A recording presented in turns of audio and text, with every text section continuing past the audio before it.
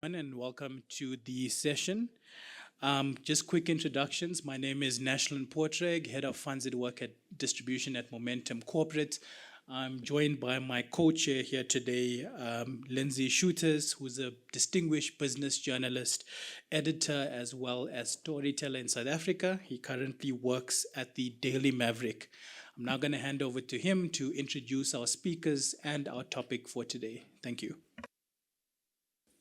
Hey guys, welcome and thank you guys for being here. And you should thank yourselves for being awesome and coming to this room because we thought it was just going to be the two of us. Um, so this is all about merging two insurers during a perfect storm. And Conrad Kalitz and Pierre Brugman are going to unpack the merger that didn't just test operational readiness, it tested their resilience. Momentum Group's acquisition of Alexander Forbes Insurance was finalized just before the world turned upside down. COVID hit, it was a national disaster. We all lived through it. We know the story. It wasn't great. So through all of this, the integration had to move forward. What they'll explore is how ERM principles weren't just applied. They were stretched, adapted, and embedded into every decision. From business case modeling to regulatory wrangling, to strategic pivots, ORSA recalibrations, I probably don't know what that means exactly, and the gritty work of systems and data migrations. Can we call them up onto the stage?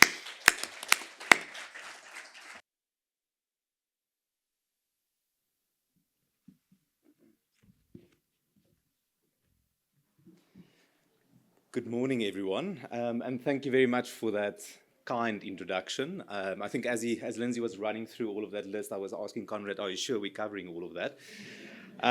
So maybe also, I reflected a little bit, and I think I'm starting to get a bit older because I can't remember the amount of conventions I've attended. But it's really the first time that I'm standing on this side of the microphone. So maybe firstly, I want to say thank you to my colleague Conrad. It was his idea, and thank you for convincing me to do it, because I really believe and hope that each of you will learn at least something from us sharing our practical experience of integrating two non-life insurers during what Lindsay has outlined already to some extent, the perfect storm. All right, so we will reflect on the challenges, how we have also responded to the challenges and the learnings, but specifically from a second line assurance perspective. Because during the time, I was the head of the risk control function and also played the role as the chief risk officer. Conrad was the head of risk management and capital management, and he also provided HAF support during that time. So hopefully you'll get a good perspective around from a second line perspective. I must say that I was a bit surprised to be constrained to this podium because apparently I need to stand here, otherwise the recording isn't. So I'm going to take a bit of a risk and take the mic so that I can walk around, but that means I'll have to leave my notes here. So if I run back, then you know I've forgotten what I wanted to say. So I just want to check, does it work?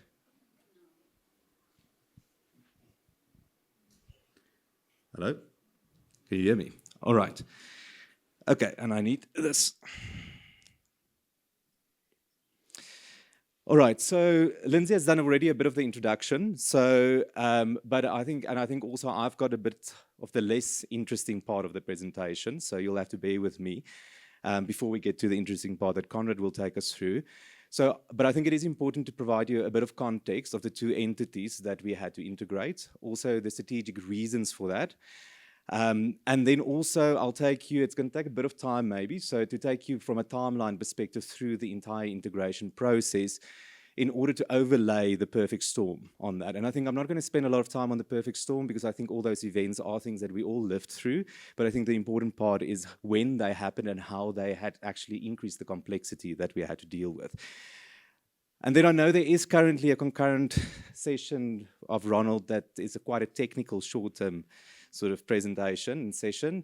So hopefully all the very technical people are attending that one because this presentation is really, we try to make it as practical as possible. So you can keep us to that if it's not practical, but yeah, you will probably not get all the textbook answers in this presentation. All right, and then, as I said, Conrad will take us through the more practical part in terms of how we have adapted, and specifically from a second line perspective, and then we'll end off with a couple of lessons learned, and specifically from a second line perspective, but throughout the process, we also got some input from senior management that we thought might be useful for the audience if you ever go through a process like this. All right, so a bit of background. All right, so the two companies, let's maybe first talk about the transaction that we're referring to. So the transaction was when Momentum Group acquired Alexander Forbes Insurance. All right, and then Alexander Forbes Insurance and Momentum Short-Term Insurance were integrated into what is now known as Momentum Insure. So before the transaction, I think it's maybe just a bit of context that the Alexander Forbes Insurance from a top-line premium income perspective was more or less double the size of Momentum Short-Term Insurance, or MSTI. Combined ratio were lower. Both these two insurers were typically what we'll refer to typical non-life insurers, primarily focusing on personal lines, but also had some commercial lines. Importantly, AFI, also Alexander Forbes Insurance, had quite a wide geographical presence from a distribution perspective, and also, very importantly, had a fairly large tied agency force. I mean, there are some numbers for the number of people on there from a capital perspective. So MSTI from a capital held more excess capital than AFI. And then also from a reinsurance perspective, a key difference was that Alexander Forbes Insurance used quota share reinsurance, which Momentum Short-Term Insurance didn't. Okay, so bear with me, we're almost through the context. So why the merger? So both the companies had very distinct but complementary reasons for this transaction. All right, so on the Momentum side, it was about scale. So Momentum Short-Term Insurance wanted to achieve scale, and what comes with that, obviously, is that the existing cost base will be in line with the top-line premium income. Also, wider geographical representation from a distribution perspective, and then very specifically the access to the tied agency force. There was also a wider group strategic or shareholder strategic reason for that. The group wanted to, in future, have the short-term entities in the group to have a larger contribution to the earnings of the entire group. From an Alexander Forbes perspective, there was quite a strategic shift from an Alexander Forbes group perspective to make the operating structure very capital light, and then also moving the core business to, let's call it non-insurance in a way. So shortly after they sold the short-term insurance company, the life entity was also sold. All right, so this is now where it gets a bit more complicated in terms of presenting it also. So I'm going to try and, in 2 slides, run you through what was an entire 4-year process in terms of integrating these 2 entities. And then I'm almost there to hand over to Conrad. So this process started off in March 2019. All right, now the first couple of months were typically corporate transaction-related matters. So due diligence, offer was made, offer was accepted. All right, if we move to the second block, that is where it started getting a little bit more complicated. All right, so then we required regulatory approval, so from the Prudential Authority, Competition Commission approval, in order to make the transaction unconditional. All right, so that process ran up to Jan 2020. So in January 2020, when it was approved, we refer to that date as legal day 1. So that was when we were actually allowed legally to start integrating these 2 entities. All right. Then the grey block was when we moved on to sort of the next 6 months, which was really a transitional period.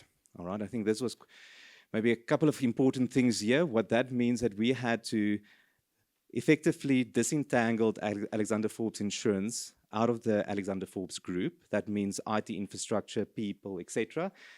Literally lift that and move it and drop it down into the Momentum group. All right. So that's why we refer to that phase as the lift and shift. Now, context here, that whole period was governed by a very strict legal agreement, a transitional services agreement. So that means there was severe penalties in place if we didn't meet the timelines within those 6 months to do it. All right. Same time period also, it made sense. We had to also change the brand, Alexander Forbes to Momentum. That resulted in, and believe it or not, the first name change that we had to do. So we were forced to change Alexander Forbes Insurance to Momentum Insurance. That was also the time when the start was in terms of changing operating structures a little bit, in the sense that we appointed the new executive committee was appointed of effectively the two entities that would become one. All right. So I mean, at the bottom, you'll see the external events or sort of the storm building up. So I don't have to remind anybody about what happened in March 2020, all right? But I think what is important to take note of, that the transaction closed before COVID, and we had to effectively, while we had to do the lift and shift of Alexander Forbes Insurance into Momentum Group, we effectively had to lift and shift our existing employees also from working in the office, working remotely, dealing personally and professionally with all the challenges that came with COVID, hard lockdowns, etc., etc. Maybe the second triangle is not that unexpected. In a transaction like this, it is expected that especially the target company strategic partners will be targeted by competitors. We've added that because very soon in the process, we were in litigation, in the courts, and obviously that pulled in quite a bit of senior resources and legal and compliance resources in the process. The last block on the slide was a 12-month period building up to sort of June 2021. Now we had Alexander Forbes Insurance in the Momentum Group, but as that company has been. So then we had to start with actually integrating the two entities. So we took a specific approach, and I think one can almost do an entire presentation just in terms of why we've done this. But we wanted to move the assets, liabilities, employees, policyholders from the Alexander Forbes Insurance business and insurance license as quickly as possible onto the Momentum Insure, or Momentum Short-Term Insurance at that point in time, insurance license and company. All right, so we did that through, and if anybody might have been through, at a Section 1551 application at the Prudential Authority, which is quite a strenuous process to go through to move it on. So then at that point in time, we had everybody and all assets and liabilities and policyholders on one insurance license, but we still had the existing policyholders on the old Alexander Forbes Insurance policy administration system, as well as on the old products. All right.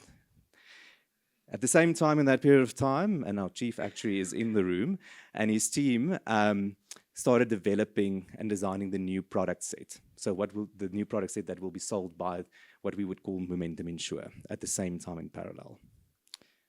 Okay. Then effectively on July 2021, that is almost, let's call it Momentum Insure Day 1. So that was when we had one company with a new name, one brand, and we had everything, let's call it everything, in that company. All right, we had a new product set that we sold to new policyholders, but we still had the existing policyholders on the old system and product set. Now, this was probably the time period where the most of the external events happened in addition. So, and I mean, all of them are known, but I think it is probably to remind everybody that the national riots and unrest, I mean, that happened in July 2021. So a pretty bad month to launch your new company. So I mean, if you think about it, our own employees living in those areas were affected. Our operational people, I mean, although Sastria was the underwriter, I mean, we had to operationally, a big part of the claims handling process were done by the insurers. A lot of sort of low morale in the country of policyholders, staff, etc. Then, I mean, load shedding, no surprise. I mean, 2020 or 2022, I read somewhere, I think that was the year where non-life insurers reported a 60% increase in power surge-related sort of claims. I mean, in the previous session that he touched on the Russia-Ukraine war. I mean, Russia invaded Ukraine in, I think it was, now I need to remember my notes, but I think it was in February 2022. And obviously with that, the aftermath of COVID led to sort of quite significant increase in claims inflation. I mean, and then to top all of that, sort of in April 2022, the KZN floods, one of the biggest natural disasters also happening. Now, I mean, as I said, I'm not going to go into all the detail, but you can just imagine how all of those things compounded while we were busy integrating these two companies. All right, then the last phase, and maybe that was the most complex part of the whole integration that we had to prepare through all of that, was now to actually take those in-force policies that were still on the old system and the old product set to move them to the Momentum Insure policy administration system and product set. So various reasons, which happy to unpack if there are questions, but it will take a bit of time, but we decided to do it in batches. So it was done over a 9-month period in 20 batches, only over weekends where those policies were migrated. All right, it was, and I mean, the high level, I mean, a couple of reasons was we didn't want to affect any operations of the business, so it had to be done after business hours. And obviously, we also, because the policyholders were moving to a new product, an enhanced product set, there was some policyholder communication requirements, which we obviously wanted to do in a clever way to not coincide with renewals of policies, etc., etc. But this was extremely complex. A lot of people in the business were involved in that. And that is why that triangle with the internal focus is there. And I mean, we'll unpack it in some of the learnings later also. But with the amount of key resources involved in that process, at the same time to react to everything that we spoke about the storm, was really, really a difficult thing, given the internal focus that it required to complete that data migration. I couldn't help myself to just put it on one slide for dramatic effect. But I think the only point I wanted to make here is that it wasn't only certain people that were affected by these things. It was all our stakeholders. So it was employees, it was policyholders, senior management, it was service providers, it was our shareholder. Everybody went through these things at the same time, while we had to respond from it from a business as usual perspective, but also integrate these two companies. All right, I'm going to close off my part now with this slide and then hand over to Conrad with the, as I said, the more practical side. But I think just from a principle level, what did this mean for management and for the assurance provider? So now, adding on to the previous slide, I mean, it is no surprise that there was a huge amount of uncertainty in the system, all right? And it was important for management to keep everybody calm. And that actually obviously meant a lot of communication, a lot of change management. But we, from a second line perspective, also had to ask ourselves the question, but what is our role to play in that communication and that change management? And Conrad will touch on that a bit later. I mean, it's obvious to say, I mean, there was a huge amount of volatility, unpredictability. I mean, it was sort of next level. Sometimes it felt like when you wake up in the morning, things are different than what it was the day before. All right, so that meant that from a second line perspective, we had to live very close to management as things were changing very quickly. And I think a very, very valuable risk management tool that we used, that we did a lot of contingency planning. And Conrad will unpack that, but I think that was a very valuable tool that we used in the process. I mean, everybody in the room will understand that the interconnectedness of the risks just shot through the roof. And that is not just dealing with one risk in the migration or the integration and affecting another risk in integration. It was also dealing with a risk in business as usual, then affecting integration, or in some cases not responding to a risk in business as usual, causing a risk in the integration process. Obviously for that, and Conrad will touch on that also, it's not going to be very new techniques we use. It's really traditional techniques that we use, but we just adopted it to be appropriate for the circumstances. The last one is an interesting one. I mean, obvious one, maybe resources were stretched very thin.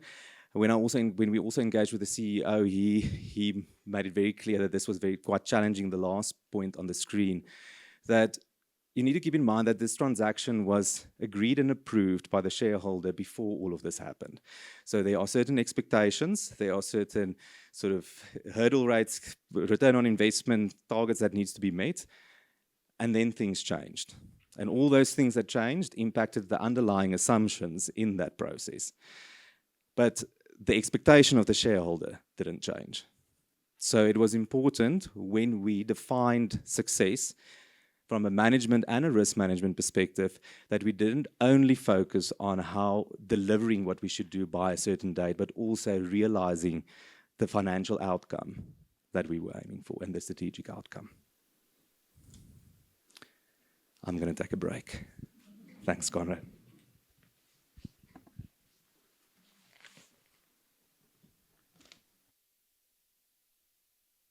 I spent hours typing out these notes for Pierre, and he looked at them not once.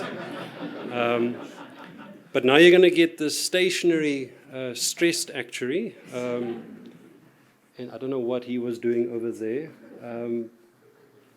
Yes, so just again, thank you for joining us today. When one talks about ERM, I'm always worried, are we going to get 2 or 5 or maybe 10 people? I wasn't expecting a crowd such as this. So I'm glad we can share our learnings with you today. It was really, as Pierre alluded to now, a process. I'm glad we have our chief actuary in the room. We have our previous HAF in the room as well, who lived through the storm with us. He was so tired of the process that he told me to be the HAF after all of it. So I think it really is something we'd like to share with you. But as Pierre alluded to today, nothing I want to show you is anything spectacular. We were working with so many stakeholders in our business that you cannot throw a stochastic modeling of risk management embedded value theory at them, not that that exists. You had to really create something that is tangible, that we can understand, all of us, all buy into and all use throughout this 3 or 4 year process. You did take the clicker, hey? Thank you. Right, so the first sort of aspects I want to share with you guys is just, in a way, how our second line team or our second line assurance team supported and approached management during this process. So I think one thing that I'm quite proud of for Momentum Insure is that first bullet point is that we contain all of our control functions, those that we are allowed to contain, in the same team. And I think that really, so the risk management function, the head of the actuarial function, compliance, legal, all of that sits within the same team. And especially during a process such as what we went through, it really helped for coordination, alignment, keeping everyone up to date. And because this boat really moved fast. There was not time to make mistakes or to effectively waste people's time. And we needed to regularly engage with ourselves and be able to engage with management and our key stakeholders regularly. Partnering was key. I'll touch again upon that in my conclusion. We, at a certain stage, wanted to call ourselves business partners. I think it landed really well in integration. It doesn't work so well anymore today. But the goal was partnering with management for a shared goal. This is not a first or second line conversation. This is an us conversation. So I think we really tried to integrate ourselves in the project as a whole throughout the 4 year process. One thing that I was warned against my words when it comes to this bullet point, but we learned with the regulator in terms of license transfers, in terms of notifications and applications during this process. The Insurance Act was 2-3 years old, the new Insurance Act. So not many insurers had gone through this process. We had to regularly engage with all the regulators in this process, and that really helped us. I don't think we would have gotten it over the line with such a high level of buy-in from the regulators. As my next bullet point, heightened risk culture, we really tried to embed a risk management process in the various focus areas and work streams. I'll show you guys roughly how the project plan looked in a moment's time. And then our ERM framework, it wasn't a BAU risk profile and an integration risk profile, it was one risk profile. So we had to find a way to continue doing BAU while integrating, understanding the risks of both of these processes and getting one view across all of it. You can't do BAU and then from 2 o'clock onwards you integrate. You had to do it at the same time. So we needed one holistic view of our risk profile. And last point here is, due to our strenuous timelines, we couldn't do everything ourselves. So we quickly learned, especially when it came to engaging or applications with regulators, that good legal counsel, external legal counsel, was invaluable in our process. So just a very quick overview of how we designed this 4 or 3.5 year process is we broke it up into approximately 7 focus areas. Those are the 7 columns that you have. And in total, we had plus minus 30 work streams with these 7 focus areas. So each focus area had a owner of that focus area. So inevitably, they also owned the underlying work streams. Each focus area had its own project manager. But where we have put the little Superman figure in, of course, is where we partnered a dedicated second line assurance stakeholder within the work streams so that we could be part of the project, be part of the project plan, and be able to help management identify risks and concerns as the project unfolded. I think what so often still happens today is you will get your first line running, and then 98% of the way we need to call the HAF quickly. And then it often, can just cause a lot of drama. So we wanted to be part of the process, the day-to-day project plan, day-to-day project meetings, and then come up with a sensible approach to identify, rate, build controls, and, report on these risks as the project unfolded.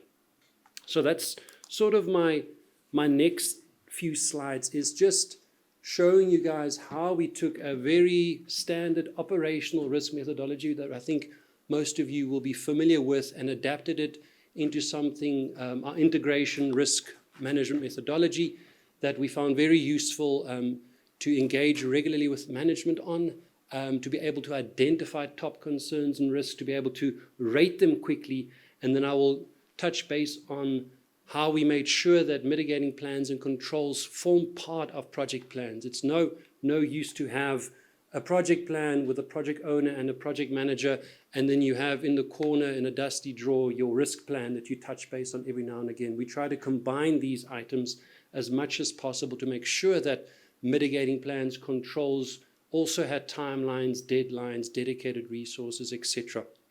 But really, just introducing our risk management methodology at a high level. It was simple, it was adaptable. We changed it throughout the 4 years as we found a new problem with the methodology, or as we wanted to extend it into a new area. We built something simple enough that you can adapt it as time goes along. What was incredibly useful for us, that I'll touch on the next slide, is linking the impact of the risks to strategic outcomes. So if a work stream is running and they have a commitment that they have to meet, if you can articulate the risk in the context of how it will impact potentially those commitments and those benefits that they are trying to realize, I think you've got a win situation, because then they are constantly thinking about this risk in terms of the commitments they've made to a management or to an exco. So clear link for the impact of the risk on strategic outcomes. Pierre has already touched base on contingency planning. We found that incredibly useful across the 7 focus areas where a particular project was experiencing an elevated measure of risk. We did feel it was necessary to put a plan B and sometimes even a plan C in place. So I'll talk you through how we went through that process. And then lastly, as with any sort of risk management process, it did end with quite agile and comprehensive reporting.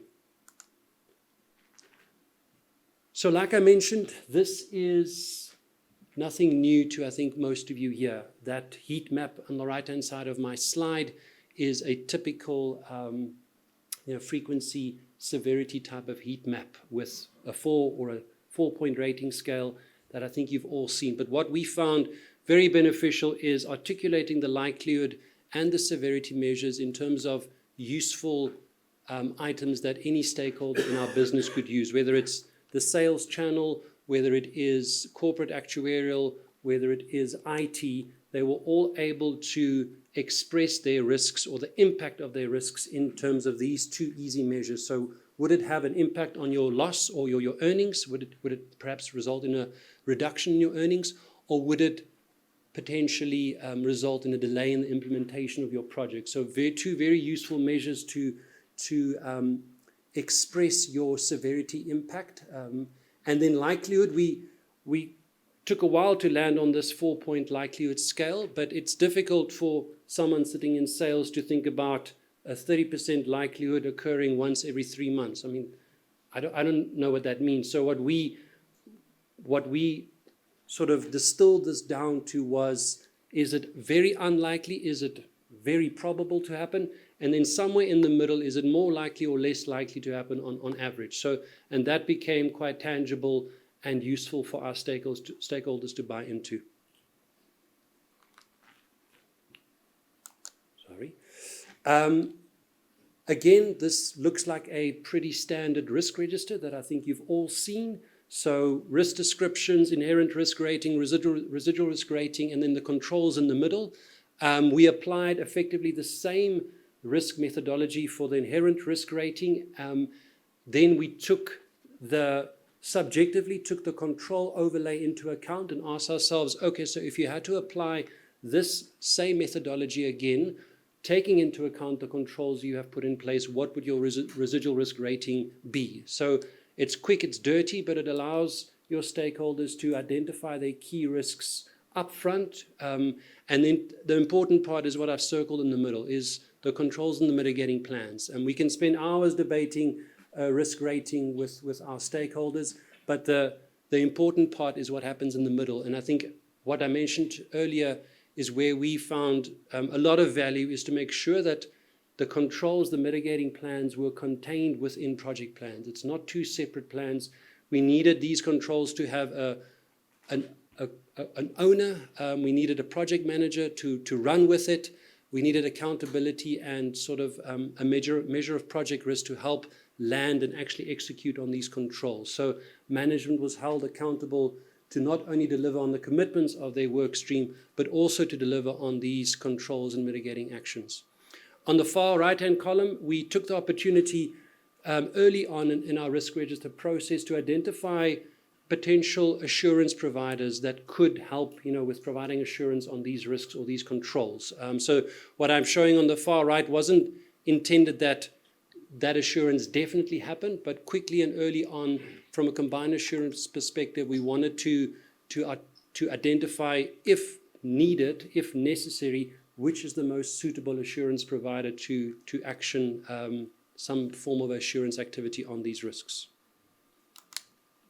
So contingency planning is where I'll pause next a little bit. A couple of concepts that I want to just land with you. Some of them Pierre has already alluded to and introduced, but early on in our integration project, we came up with a concept of the critical path. That's sort of the arrow running in the middle of my screen.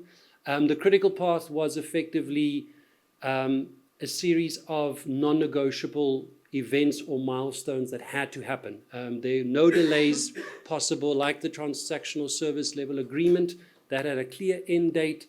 Any delay after that was a financial penalty, I think a daily penalty or a monthly penalty. So the critical path consisted of things that needed to happen by a specific date with little to no room for error.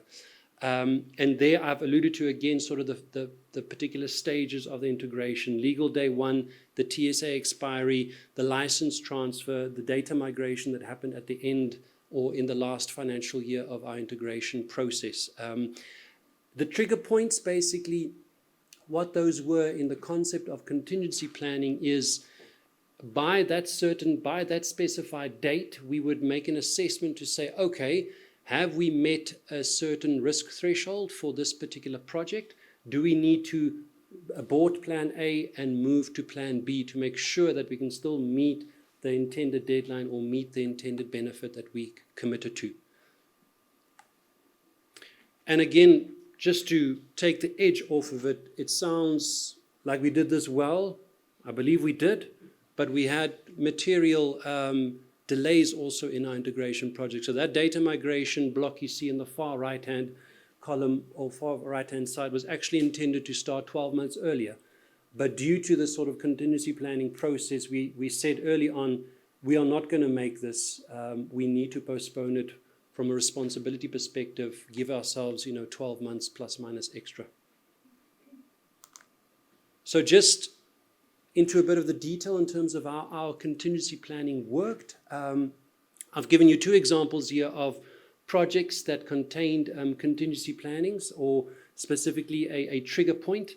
Manual endorsements was an item part of our data migration. So we bought an administration system that allowed for delightful manual entries from all sales advisors or claims advisors. So free text, do what you want, then it gets dumped somewhere on a, Rudolph can explain it better, it then gets put somewhere on this administration system, but it forms part of the binding contract. And then when you start unpacking your data migration project, you realize that there's the core product offering, the core policy wording, and then there's a list of added benefits that were added over the years. So the manual endorsement project, or the manual endorsement process, was one of the key reasons why data migration needed to be postponed by 12 months. We needed more time to get through 60,000 to 80,000 manual endorsements and map them correctly to the new product set in the new environment. So basically how contingency planning worked, your plan A, you can see it then moves to a plan B at some point if the trigger point is met, but you've got your key risks. As those key risks start crystallizing, you basically have a very subjective measure of likelihood of readiness. So as your measure of risk changes, your management or your project team basically gave us a measure of, okay, I feel there's a good measure of readiness, or I'm likely to meet those deadlines, or I'm not likely to meet those deadlines. What was critical in this process was objectively defined trigger point threshold. So when did this measure of risk become too much or go out of threshold that was objective and easy for us to then pivot from plan A to plan B? So we made these items part of the project. They were well understood. They were defined quite early on so that if this event actually came about, you knew how to respond. You knew, okay, I need to drop plan A. I need to move on to plan B. Obviously, there's no plan that is perfect. So plan B also came with its own set of risks, likelihood of readiness, and potentially a reason to even develop a plan C if there was another concern about meeting deadlines or benefits.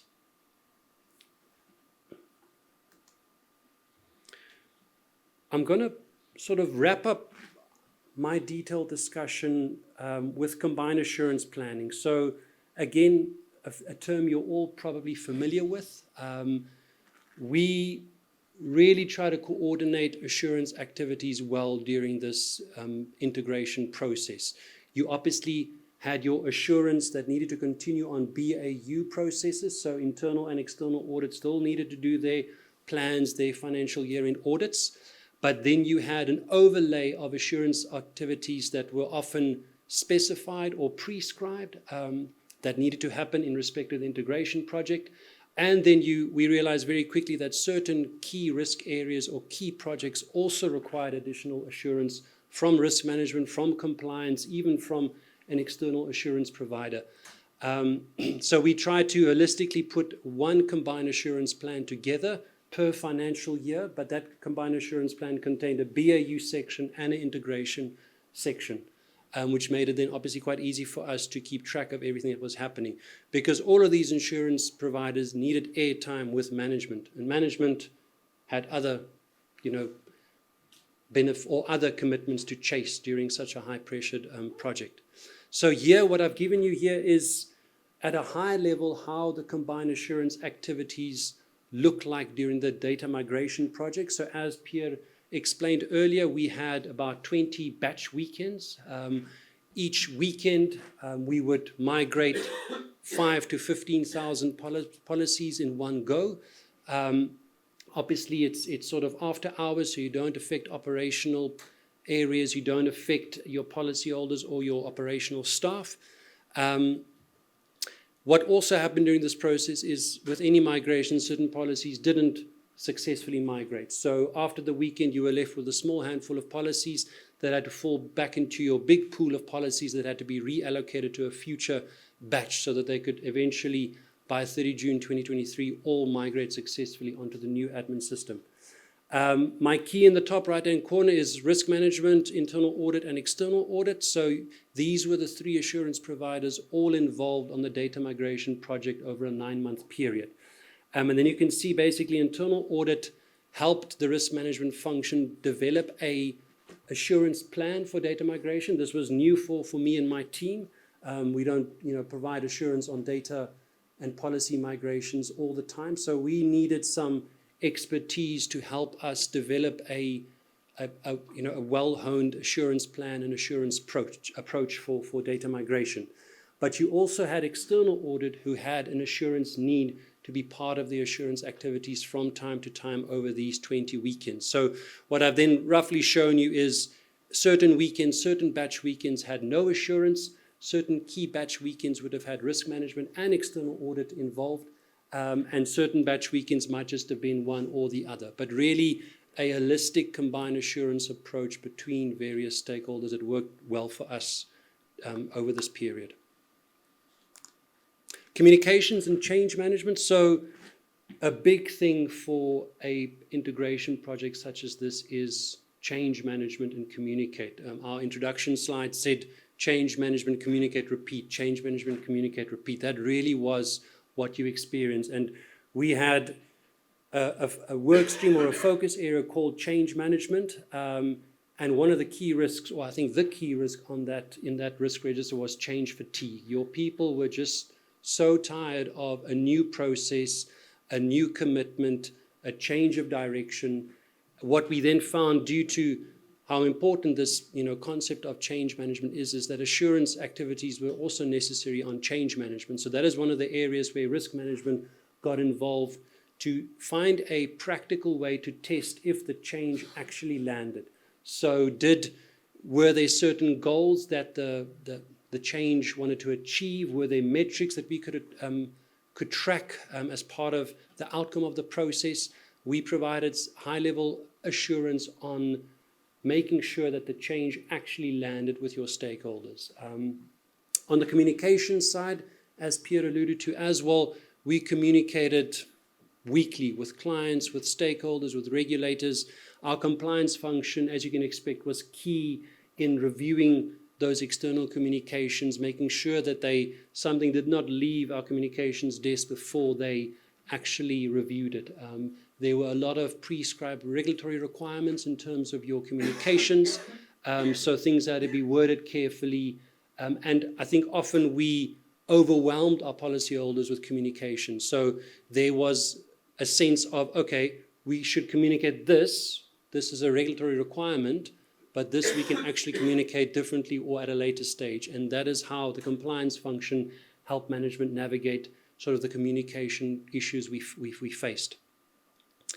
Really, the last thing I want to land here from a change management and communication perspective is this is not something that your human capital department or your organizational development department can land. This is something that exists in first line. Change happens in first line with your management teams. I'd like to end on reporting, just to give you an idea of how we changed our reporting as we approached another forum or another committee. So I think detailed reporting was obviously high on our agenda to make sure that everyone in this process kept abreast of what was happening.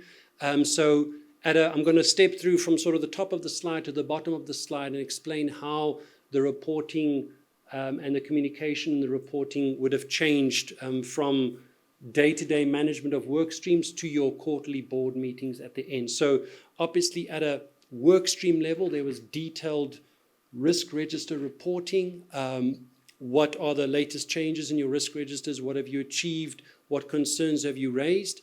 What myself and Pierre then did from a head of a control function perspective, or pulling in the other head of control functions, was to pick up on key themes across these many risk registers. So for a board or an exco level, they do not want to see a detailed risk register. They are interested in key themes. So what we often picked up were quite systemic themes or systemic risks within different work streams. We try to find a tangible way to roll that up, to give it effectively a risk rating, and to also show ExCo or the board what management was doing to manage those systemic or those key risks. The Integration Operation Forum was effectively an ExCo subcommittee that was established to provide oversight on the integration project. So you can imagine the level of reporting that went to the IOF was detailed again. Risk registers, key themes, but they wanted also to have sight of your combined assurance activities and the outcomes of those combined assurance activities. The IOF was held accountable for the successful sort of deliverance or execution of this integration project, so they wanted detail. But then as you step to ExCo, to the Audit and Risk Committee, to the board, we try to give high-level themes, to give the key concerns and the outcomes of the assurance activities only. So you can see how our reporting also adapted and changed throughout these various forums and committees. I'm not going to delve on this slide a lot. I'd like to maybe take the opportunity to breathe firstly, but also I think just we've been talking a lot about storms this morning. Jeremy started with that. It's, I think, quite coincidental that we named ours A Perfect Storm. But I think with any storm, there is an end to it, or there is a exiting that storm period. And I think, you know, like I said just now, we learned a lot in this 3.5, 4 years of integration. So I'm going to wrap up sort of from a second line, and then I'll hand back to Pierre to give you more first line views or learnings from the integration process. So there's a bit more detail on the slide, but I want to share 3 things with you. I think the first thing is partnership. Like I said, when I started my section, we really wanted to embed our second line assurance within the project teams. It would not have worked if we were on the side or kept at a distance and pulled in only at certain points. We wanted to kind of live and breathe and feel this integration process ourselves. And we had to find a way to do that, because at the end of the day, you are an assurance provider.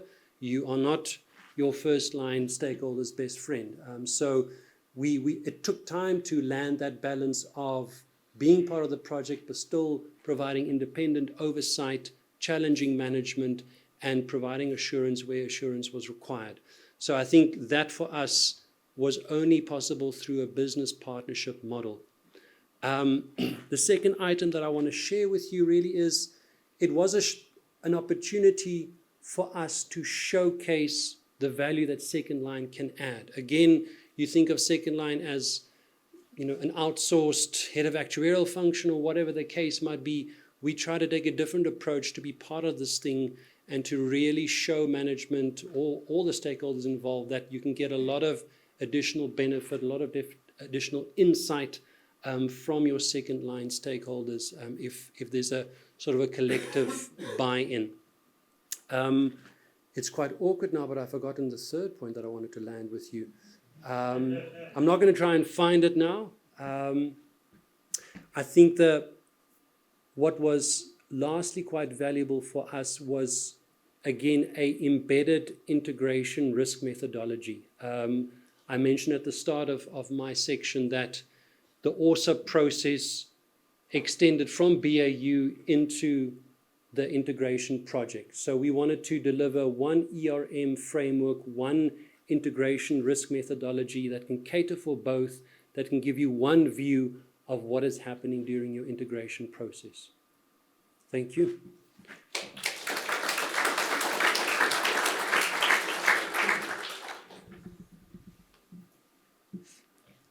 Thank you, Conrad. Maybe just some context. What you heard, Val, was our timekeeper. So I just want to check. I think we've got 10 minutes. Yes, you have 10 minutes. Okay, so I'm going to be fairly quick. I'm maybe torn whether we should give time for questions, but I'll try to do it as quickly as possible so that there are time for easy questions. So this is really more from a management perspective. So, you can read the slide, but I mean, this is maybe an obvious point to make, but I think everybody that goes into a project like this, they hear this, they don't believe it, and then afterwards they agree with that. It's always more complex than it's anticipated. Even without all of those external events, it would have been more complex than what we anticipated. And that is why, from a management and also from a second line perspective, we've got a key role to play to challenge some of the assumptions up front. All right. The second one is an interesting one. So it is adding the two leadership teams of the two companies. I think there was almost an assumption made that we will have more capacity because we now have more senior people. But given what needs to be done, it actually means less, especially for business as usual. Retention of leaders, very important. Obviously, that's an obvious point. Then the quick decision making, very important. And when we engage with the CEO also, I mean, specifically around leadership structures and operating models. You hopefully remember from my initial slides, I mean, the ExCo team was announced very quickly in the process. Okay. Then culture, I'm not going to say, I'm sure everybody in your company knows the statement about culture eats strategy for breakfast. Conrad touched on it, change management, very, very important. And I'm going to reiterate it. It's not only the responsibility of human capital, but I want to go as far, it's not only the responsibility of management. We also, as a second line, have a critical role to play in that. This was tricky. The next one is to almost get that balance between deadlines and almost planning for everything. So we've made the point that contingency planning was very helpful, but there's also a dark side to that. We can analysis paralysis go on and on and on and plan for contingencies, and in the end, then we don't meet the deadlines. I mean, the BAU was severely impacted. And I think this is probably, if you ask me from a risk perspective, what was the biggest risk that materialized in the process was this. It was the internal focus, which was needed, but obviously our business as usual has paid the price for that. We spoke about the competitors that will target your book. There are certain areas that will just go through more change. So distribution and sales, obvious ones. And then, I mean, I'm sure that given that you're attending an ERM session, most of you are from a second line perspective, function probably, don't underestimate the value of program governance, risk management, combined assurance. They said everything that Conrad spoke about. I mean, we went through it very quickly, but I think if you ask now some of the leaders in our business, I think this has been an exercise that has shown the value from a risk management perspective. In a very practical way in the business. Okay, but I'm going to maybe stop there to allow, if my manual time is correct, 5 minutes. Yeah, there are 7 minutes for questions. There is a... I should have taken more time. I thought the actuaries would know these things. There is a roving mic if you do want to, so just indicate with your hand. There's one up here. I just want to know, though, like we live in unprecedented times, so crazy things could happen at any moment. So if any other insurer had to face a similarly volatile situation, like what's your one piece of advice? Just like a short one.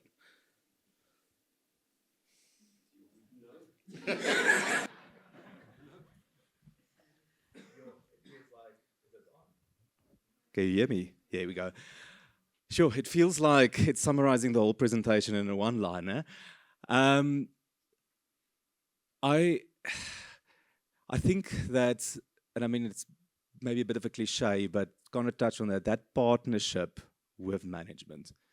If we didn't get that right, there was no way that we could have been as flexible to deal with the unexpected. Cool. So just linking to that is agility. Pierre landed at the start how materially different the original business case turned out to be to where we ended. I think I remember Wynand asking that question, what numbers did we calculate in 2019 and where did we end in 2023? And because of everything that we went through, those figures look materially different, but you still had shareholder commitments to make. So I think you're going to come up with a business case. It's going to give you a NPV that you have to pay for this business. It's going to assume growth and loss ratios and whatever the case might be. I think you need to take that with a pinch of salt. And from day one, as you start unpacking these businesses or two businesses, get to the true facts. Yeah. Cool. Up front here. Thank you. I think a comment and a question from my side. One triangle I would definitely add, because I saw a big chunk of this project happened during IFRS 17 transition, is a triangle in IFRS 17. So kudos to the team on that. The question I have is on the regulation part. So personally, I've lived through a sort of business combination where we get to put a short-term license under a life insurance license. And I got the sense from the regulators that they were so worried about, a storm in KZN affecting the payment of pensioners' annuities and things like that. Can you summarize what the regulator wanted to see in order to approve such a transaction? Yeah, so that's a maybe we've blocked out IFRS 17 for that we want to sort of ignore it. But maybe your question on the regulatory side, I mean, it is going to be, I'll recognize, a complicated one to answer because I mean, there's a lot. There was a lot. I think we once counted the amount of applications to the regulator throughout this process, and it all went through our compliance, our team, and they were in the excess of 50. All right. So, and the reason for that was, and I don't want to take up all the time. So, if I don't answer your question, speak to me afterwards. But every change that happened in terms of moving directors, moving exco members, all of that is obviously things that you need to engage and notify regulators. I think the biggest one obviously was the Section 1551 transfer, the license transfer. Now, as part of that process, and when we went through the preparation for the slide or for the presentation, it feels a little bit like post-traumatic stress that you can't remember all of it because it is a tough process, and I think for very good reasons from the regulator side. But there was sort of an out of cycle also that we had to do. We had to have I'll mention a couple of things. You need to do a very specific communication plan to your policyholders in terms of, even though we didn't change the product, we didn't touch the policyholder, the fact that they moved from license, there's a specific communication plan that you need to draw up. You need to showcase that you have plans to reach all of them, to communicate. You need to publicly communicate. You need to get internal audit to give assurance on your plan afterwards in terms of the execution of that. So that's maybe just to give a flavor in terms of that process. I mean, it was hundreds and hundreds of pages of application that needed to happen for that specific application. But definitely, as Conrad said, something that you need to partner with the regulator. So I mean, I was probably on calls with the regulator on a weekly basis during this process. Up front here. In terms of the target company, were you able to absorb all their employees, no retrenchments, nothing like that? And the exco members, were there any like boardroom boxing fights, I'm the one, those kind of things? Okay, so no good. No, so good question. So we have the intent. You saw on the strategic reasons for the transaction. I mean, one of the items was not cost saving. So the intention of the transaction was never to reduce costs. So as part of the Competition Commission approval process, we actually made the commitment. They didn't impose it on us. We made the commitment that we will not retrench anybody as a consequence of the transaction. All right. So hopefully that answers the employee part. We have been, I'm maybe going to expand your question a little bit. We were very successful in terms of retaining policyholders, retaining staff. Obviously, in a process like this, on an executive level, it gets a little bit more complicated. I think we were in a privileged position that the executive team of Alexander Forbes Insurance were a fairly small team. So we effectively absorbed the entire, sort of made a combined almost exco, including everybody. There were one or two people that left due to other reasons, not specific to the transaction. And then, I mean, the obvious point, once you get to the CEO level, I mean, I don't think there were boxing fights, but there were a proper process to ensure that obviously early on clarity because you have two CEOs. But even the person that was not successful in terms of the CEO stayed on in a different role, and actually he recently just now retired. Cool. Unfortunately, we are done with time. Or fortunately. Can we just give them a round of applause? There is a 15-minute transfer time between if you're going to move to a different room. Even if you aren't, you are going to come back at 11:40 for a discussion that covers all aspects of own risk and solvency assessment in this venue. Please do not enter the venues before the doors are open.